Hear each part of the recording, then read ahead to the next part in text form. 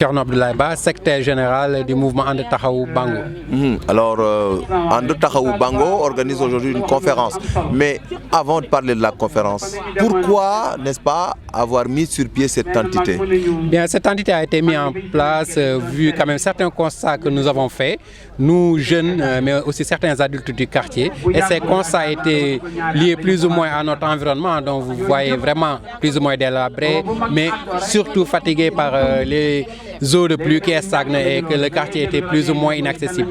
Mais au-delà de tout cela aussi, il y avait un manque aussi de cohésion. Les populations donc n'avaient pas un cadre où ils pouvaient échanger et régler donc le problème de société. Donc c'était plus ou moins ces constats en plus quand même du sous-emploi tant pour les femmes que pour les jeunes, et mais surtout pour les jeunes. C'est une entité qui existe depuis 2 ans. Qu'est-ce qui a été fait depuis lors?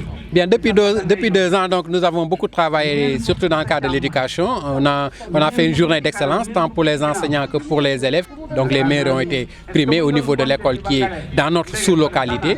Et aussi, on appuie du côté environnement. Donc, comme vous le voyez, chaque dimanche, on organise des set-setals pour combattre un peu les dépôts sauvages.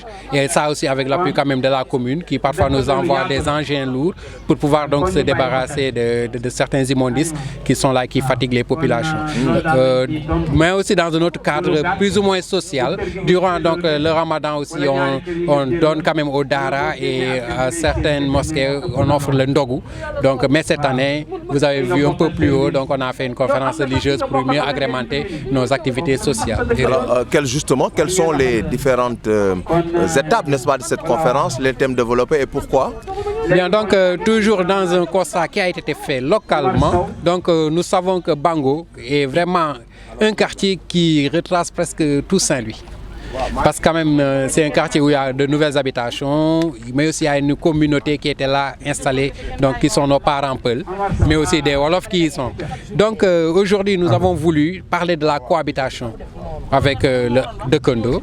Nous avons aussi voulu parler donc, du rôle même de la femme dans la société, mais aussi par rapport à une problématique qui est là, débattue et défendue un peu partout, et qui est toujours un problème au Sénégal, qui est donc, la problématique jeunesse. Mais nous avons vécu des pertes concernant l'immigration clandestine. Donc c'est pour cela que dans notre thème, tant on parle de citoyenneté pour la jeunesse, mais aussi d'immigration clandestine, quelles solutions proposer aux jeunes? Et ça a été donc un thème vraiment débattu par les imams présents. Justement, quelles solutions pour les jeunes, d'autant que le quartier Bango a payé un lourd tribut justement de ce phénomène de l'immigration clandestine. Oui, M. Barbier, donc vous savez que le tribut il est encore plus lourd car il y a des familles qui sont endeuillées. Je sais que peut-être les informations ne passent pas, mais il y a des familles qui sont endeuillées ici à Bango à cause de l'immigration clandestine. Mais il y a aussi des familles qui ne peuvent pas encore faire le deuil de leurs enfants parce que plus ou moins c'est des pertes de vue. On ne sait pas où est-ce qu'ils sont. Sont-ils dans le désert libyen ou bien sont-ils aujourd'hui dans l'océan Atlantique? C'est vraiment un point d'interrogation. Parce que quand même, c'est une jeunesse qui a été vraiment dépourvue de travail, qui n'a pas eu quoi faire en un certain moment. Alors que je crois que les solutions sont là. Bango est une terre fertile car a tous les 3 piliers de l'économie. L'élevage, nos parents peuvent, vous voyez combien nos troupeaux donc nous fatiguent quand on se déplace. L'agriculture, ils sont tous presque agriculteurs aujourd'hui, c'est ce qui habitent Bango, mais aussi la pêche. Venez un peu vers le crépuscule, au bord du fleuve, vous allez acheter du bon poisson. Mais je crois quand même, il faut un cadre de réflexion, il faut trouver des solutions pour quand même fixer nos jeunesses par rapport à cette économie, car il y a un existant. Justement, à ce niveau, qu'est-ce que vous attendez des autorités? Donc je crois quand même l'autorité doit définir notre politique de jeunesse, mais aussi doit réfléchir sur quel est vraiment ce qui est possible pour le jeune et ce qui est vraiment là devant lui pour qu'il puisse l'exploiter. Aujourd'hui quand même, Bango, la riziculture, nous savons que le Sénégalais, sur toute l'étendue, on ne mange que du thieboudienne. Donc je crois quand même que le riz on doit avoir une autonomie même alimentaire. Là, vraiment, on ne doit pas acheter du riz dès lors qu'il y a des terres. Maintenant, on ne peut pas aussi donner des terres à des gens qui ne s'y connaissent pas. On ne peut pas donner seulement des terres sans un accompagnement financier. Donc aujourd'hui, l'État doit pouvoir recenser les jeunes. Donc aujourd'hui, pas d'employabilité, mais moi je dis quand même des jeunes qui sont aptes à travailler. Ils sont là. Il faut déjà les identifier, voir leur projet, mais aussi voir le projet qui est viable pour le jeune. Le jeune ne peut pas dire que je veux faire du cordonnier, donc un atelier de cordonnier alors que sa matière première n'existe pas. Ici, nous avons les terres pour cultiver, qu'ils forment les jeunes en matière d'agriculture. Donc là, il faut les former, mais aussi il faut les appuyer financièrement. Parce qu'aujourd'hui, quand même, pour aller vers l'autonomie alimentaire, il faut quand même une machinisation même de l'agriculture.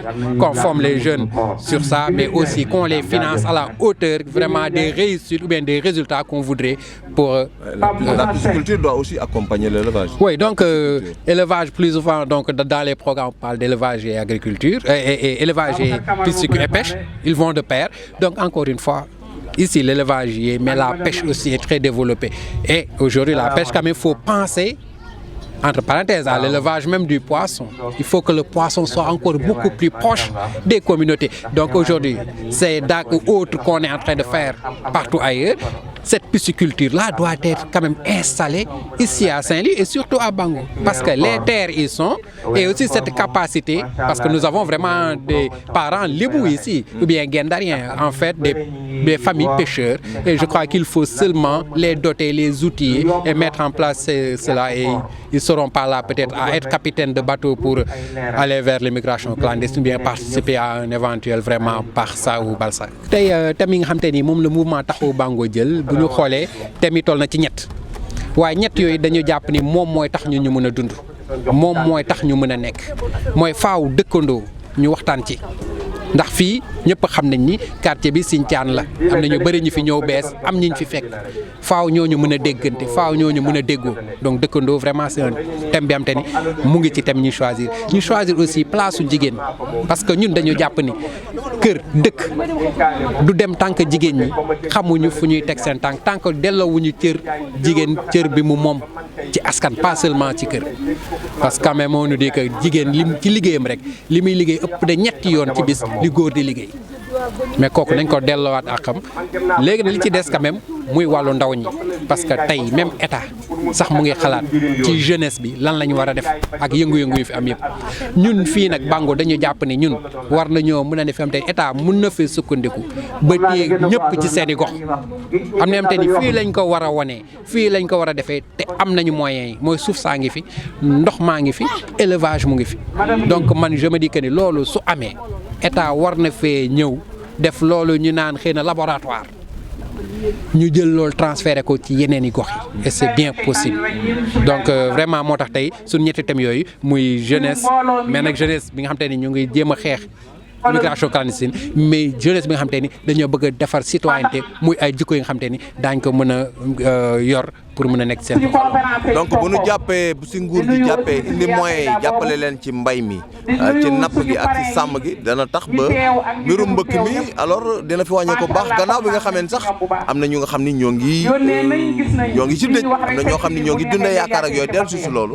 waaw donc gis nga tey mbëkk mi moom lu mu jural Bango ñëpp xam nañ ko parce que tey am ñi am tey ñu ngi si dëj ñooñu dem nañ jaale ji leen am ñi xam tey ñoom tey ñemewuñ dëjël sax seen i doom ndax xamuñu fa ñu ne xamuñ ndëgam ña nga ca désert Libye ba wala ñu ngi ci biir géej gi waaye tàggoo nañu ngir wuti ndaxte fii amuñu fi woon li leen gënal loolu rek mooy dëgg amuñu woon li leen gënal kenn encadré wu leen aussi pour ñu mën a jël li leen gënal fii ci dëkk bi. yëpp a ngi fi.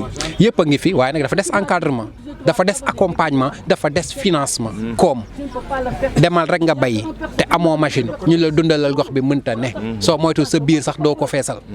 donc vraiment ça a besoin de moyens et surtout moyens financiers am te dañ ko war a def ci mbay mi dañ ko war a def aussi fii ci élevage parce que ku xam Bango xam ni vraiment tey am na soow bi fii génn waaye tamit am na ñi nga xam te dañoo def cosaanu élevage ñu dëkk fii muy ay pël ñooñu nañ leen jéem a formaliser ba soow bi fii génn tamit mu mën a génne ci ñoom ñoom pour aussi ñoom it seen i doom mën a toog napp gi nag xam nañ aussi fii boo demee ci boor dex ga ay ci bal la ñoo fa dëkk ñun pëli loolu la ñuy wax waaye tamit mën nañ ay moo la nga fa ñi nga xam te ni dex gi la ñuy dundee ak géej gi ñooñu buñ leen jàppalee parce que tey dex gi am na lu mën a indi waaye ku xool ñax bi attaqué dex gi xam ni jën yi tamit ñu ngi wàññeeku ñax yooyu war nañ ko déjà ñu élaguer pour ñooñu gën a mën a toog parce que ñoom it ci ndox la ñu xam de bu ñu mënul am jën defe naa ne ñoom ñoo dem ca mbëkk ma parce que mun ñu am lu ñu dundalee seen kër am nañu gàccewu kersawu toog dañuy dem wuti donc bu ñu defaree dex gi ba ñu mën cee napp am ci ay jën yu baax